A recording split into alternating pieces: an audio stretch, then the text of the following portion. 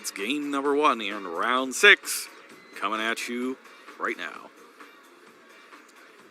And now let's see the all-important die roll for this matchup. They're going to be rolling 2 dice, and it's a 9 here from John. 9s lose sometimes. Let's see if we get an 11.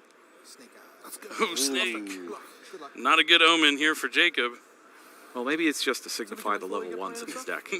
That's right. You have a bunch of level 1s, now you have 2 level 1 dice. I like that. All right, so John is going to be starting things off. See if he starts with an Aluber. Okay. Stand my phase, phase 1. Goes to main phase 1, and he's got... Blazing Cartesia. Seen a lot of her this weekend. Only good things. And now it's going to follow up with Branded Opening. So it gets the Blazing Cartesia on the field first since it has the quick effect Diffusion Summon. That means it'll be able to protect Aluber's effect from being negated by something like Infinite Impermanence. That's Branded Opening pitching another Branded Opening. Aluber resolves successfully. Perhaps Branded Fusion. Now, nothing here is protecting the Branded Fusion. Let's see if that goes through. It does. Small nod from Jacob, knowing that, oh no, I don't have Ash Blossom, please don't do too much. He's going to send down Lubellion, which is a light monster, and Fauna Albaz. So that means he's going to go to Fusion Summon Albion. That's the Bestial Lubellion down there. Love Bestial Lubellion. That's a fantastic card. I love the artwork. It's so cool looking, and it's so strong at the same time. We're going to see really how powerful it is here, because he's going to be able to use the Albion here to banish Aluber and Fauna Albaz to summon the Lubellion from the extra deck. And there we go. That goes in the extra monster zone. Yeah, I like to tend to summon my first fusion monster in the extra monster zone because I know I'm just not going to be using it for any link monsters, so I might as well just capitalize on getting that extra zone out for my monsters. Interesting. Infinite Impermanence is the discard for that. And turns Fallen of Albaz and Lubellion into Mirror Jade. Yeah, that could mean whatever card he has in hand he values more than Infinite Impermanence. Could just be another copy of Infinite Impermanence. Maybe something like Ash Blossom and Joyous Spring. And he's going to get another card in the end phase here with Albion, too. Triggering it off to summon the Bestial Lubellion from the graveyard. And the Bestial Lubellion can grab I believe it's a Branded Continuous card from the deck, and he gets Branded Lost. And now the Branded Lost is on the field. He's going to be able to Fusion Summon here by activating the Blazing Cartesia effect to make Grand Ganol. And now Grand Ganol will send a level 6 or higher lighter dark from the deck or extra deck to the graveyard. Branded Lost is going to add a monster that mentions Fallen Albaz from the deck to the hand.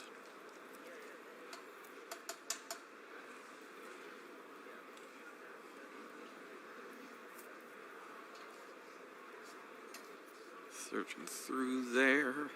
A lot of times you're looking for cards like Albion, the monster effector Albion. Like Ad Libitum. Yep. This will get him a draw and be able to send something like Branded Retribution to the graveyard. Checking the extra deck real fast there, and then resolving the other effect. Yeah, Albion the Strata Dragon, one of my favorite cards in the Albaz deck. I mean, if it's in the graveyard, it counts as Fallen Albaz, which is cool. But if it's in your hand, you can send a Branded Spell Trap from your hand to Special Summon from your hand.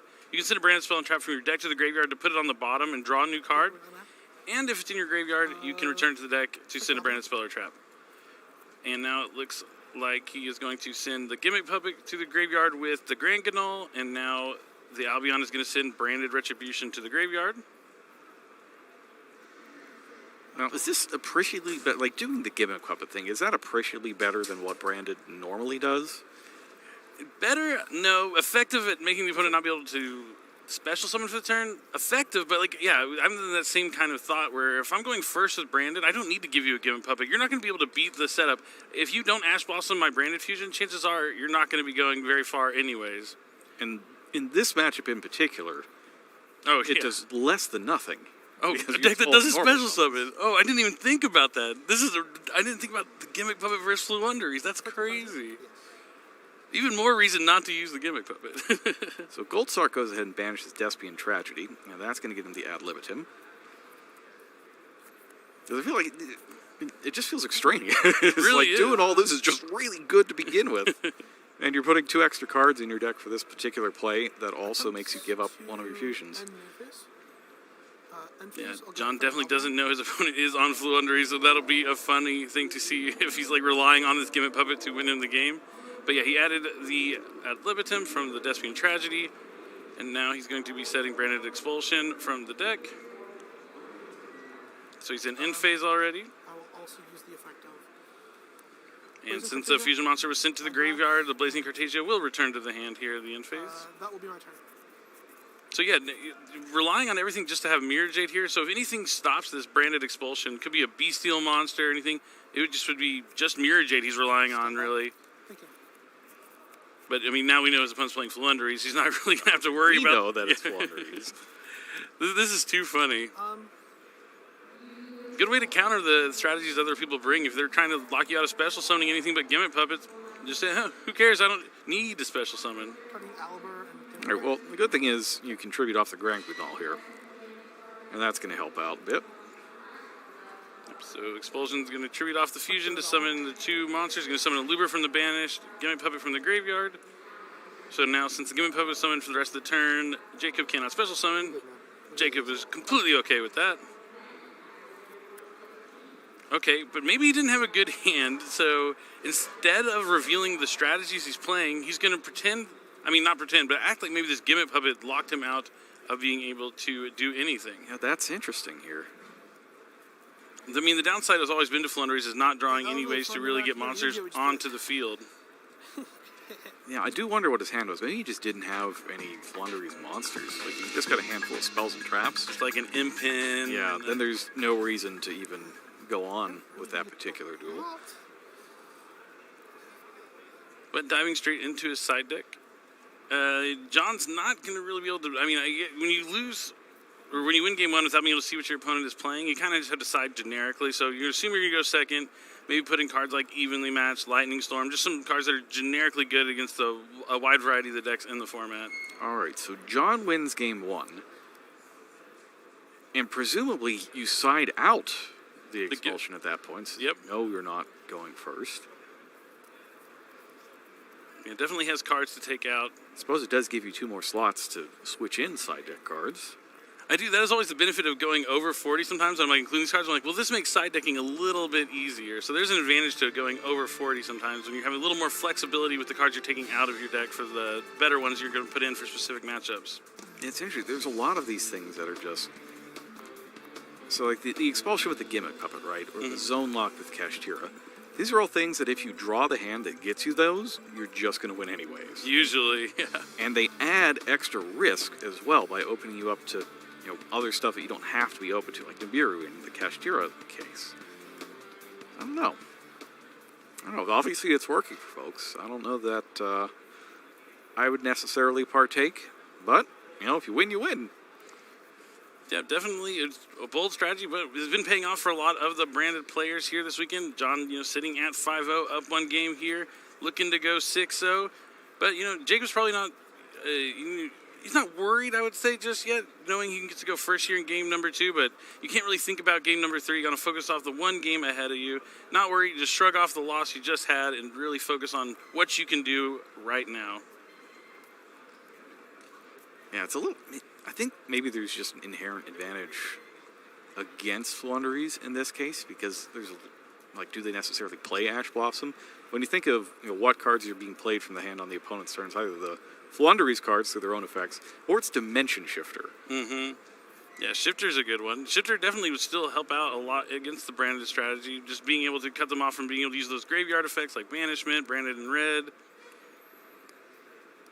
I think I could see Dimension Shifter sticking in, going in the deck. But you're probably going to be seeing more main deck cards here instead of side decking too much when you're going first. I wonder if, I'm assuming Jacob has to go first. There's no way he's going to try and catch John off guard and flip the script on him. Not a chance. Not a chance. Stand by, please. Oh, sorry.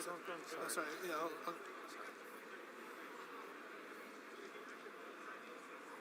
Sorry about that.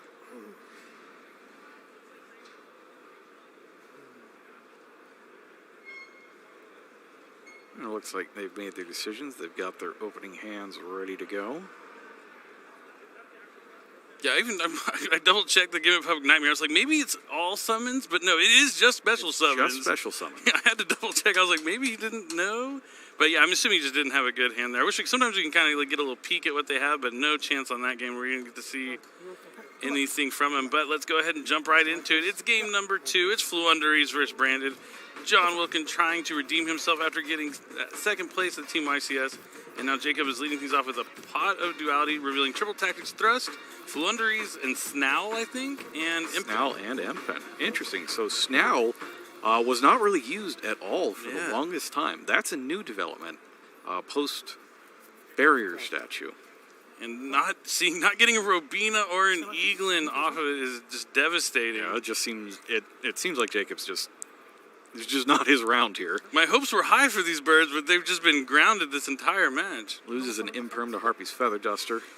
Oh man, that looks like a Harpy's Feather Duster out of Magnificent Mavens as well. One of my favorite all artworks for that card. Aluber hits successfully. Branded Fusion's up next. Branded Fusion's up. If I'm looking at Jacob in the corner there, he's not even looking at his cards. He's just it's over. It's that is a defeated duelist. Yeah, his eyes are glazed over a little bit there. He's looking off to the side, not looking at his opponent. Yeah, maybe he has something. Maybe he's trying to give off that vibe. It could be a bluff. Yeah. Yeah, I wonder if maybe he thought about keeping that infinite permanence in hand so it couldn't be hit by something like Harvey's Feather Duster, and he could have saved it for that Aluber. But kind of when you draw like one of those bad hands, you can really get on yourself, and instead of thinking about what can I do with these bad cards, or not the greatest of cards, I'm just going to be upset because I can't do anything. I'm just going to play like it's not anything. But you can really capitalize on whatever you have. You just have to not give up at some point. So Fallen and Albaz with the Bestial Rebellion combined to make Albion the branded dragon. Yep. Albion effect is being considered. He probably wants to leave the Aluber on the field for damage. I mean, yeah, I already see 8,000. Leave the Bestial Rebellion in the graveyard, so no effect. Interesting. He must not have another monster in his hand, I guess. Oh, he does. Yeah, Blazing Cartesia up next, so he could special summon because Albaz is in the graveyard. That makes sense. Now Albion is tributed out to bring the Bestial Rebellion back to the field. Effect of Bestial Rebellion grabs the continuous branded card. See if he goes for Lost or Beast. Going to be branded Lost.